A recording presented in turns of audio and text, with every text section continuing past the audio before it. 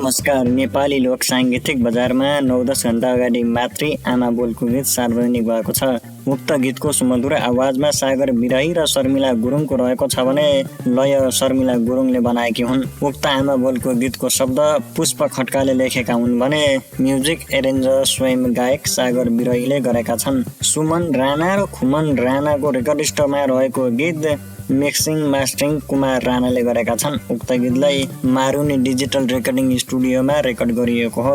आमा बोलको गीतको भिडियो डिरेक्टर सागर बिराही स्वयं गायक तथा एरेन्ज गर्ने व्यक्ति हुन् भने धन बिराही, गोमा न्युपाने, दिल बहादुर राणा मामाको उत्कृष्ट अभिनय रहेको पनि देख्न सकिन्छ।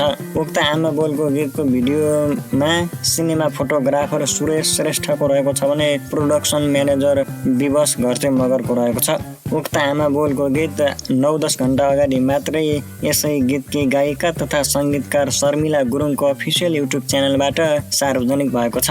उक्त आमा बोलको गीतको शब्द, सङ्गीत, भिडियो सबै कुरा मौलिक र उत्कृष्ट बनाइएको छ। आदरणीय दर्शक तथा श्रोता वृन्द साथीहरू, तपाईहरूले आमा बोलको गीत सुन्न र हेर्न छुटाउनु भएको छ भने यसै गीतकी गायिका तथा सङ्गीतकार शर्मिला गुरुङको अफिसियल युट्युब च्यानलमा गएर सुन्न र हेर्न सक्नुहुनेछ। धन्यवाद सङ्गीत दृष्टि।